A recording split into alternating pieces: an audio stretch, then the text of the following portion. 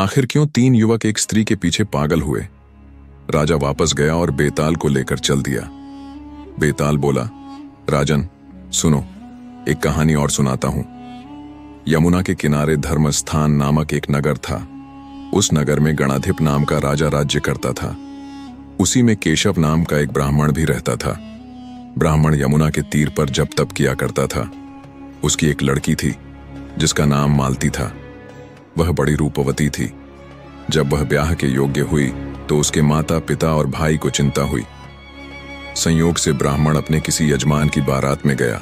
भाई पढ़ने चला गया। तभी उनके घर में एक ब्राह्मण का लड़का आया। लड़की की मां ने उसके रूप और गुणों को देखकर उससे कहा कि मैं तुमसे अपनी लड़की का ब्याह करूंगी। होनहार की बात की। उधर ब्राह्मण को एक लड़का मिल गया और उसने वचन दे दिया। उधर जहां ब्राह्मण का लड़का पढ़ने गया था, वहां वह भी एक लड़के से वादा कराया। कुछ समय बाद बाप बेटे घर में इकट्ठे हुए तो देखते क्या है कि वहां एक तीसरा लड़का और मौजूद है। 2 उनके साथ आए थे। अब क्या हो? ब्राह्मण, उसका लड़का और ब्राह्मणी बड़े सोच में पड़े। दैवयोग से हुआ क्या कि लड़की को सांप ने काट लिया। वह मर गई। उसके बाप, भाई और तीनों लड़कों ने बड़ी भाग दौड़ की। जहर झाड़ने वालों को बुलाया, पर कोई नतीजा ना निकला। सब अपनी अपनी करके चले गए। दुखी होकर वे उस लड़की को श्मशान में ले गए और क्रियाकर्म कराए। तीनों लड़कों में से एक ने तो उसकी हड्डियां चुन लीं और फकीर बनकर जंगल में चला गया। दूसरे ने राख की गठरी बांधी और वहीं झोपड़ी डालकर रहने लगा। तीसरा योगी होकर देश देश घूमने लगा।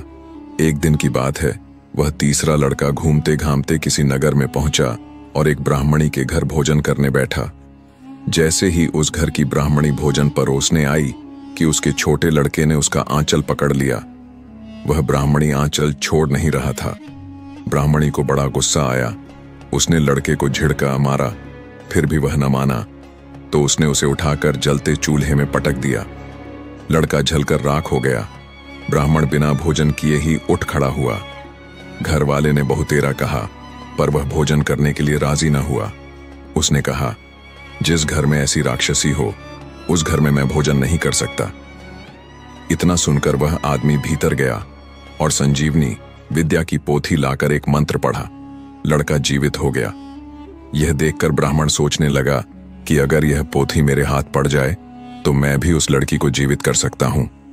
इसके बाद उसने भोजन किया और वहीं ठहर गया। जब रात को सब खा पी कर सो गए तो वह ब्राह्मण चुपचाप पोथी लेकर चल दिया। जिस स्थान पर लड़की को जलाया गया था, वहां जाकर उसने देखा कि दूसरे लड़के वहां बैठे बातें कर रहे हैं। इस ब्राह्मण के यह कहने पर कि उसे संजीवनी विद्या की पोथी मिल गई है और वह मंत्र पढ़कर लड़की को जीवित सकता है, उन दोनों ने हड्डियां और राख निकाली। ब्राह्मण ने जैसे ही मंत्र पढ़ा कि लड़की जी उठी। अब उसके पीछे आपस में झगड़ने लगे। इतना कहकर बेताल बोला, राजा बताओ कि वह लड़की किसकी स्त्री होनी चाहिए?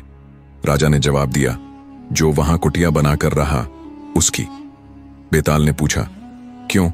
राजा बोला, जिसने हड्डियां रखी वह तो उसके बेटे के बराबर हुआ। जिसने विद्या सीखकर जीवन दान दिया वह बाप के बराबर हुआ। जो राख लेकर रमा रहा वही उसका असली हकदार है। राजा के इतना कहते ही बेताल फिर पेड़ पर जा लटका।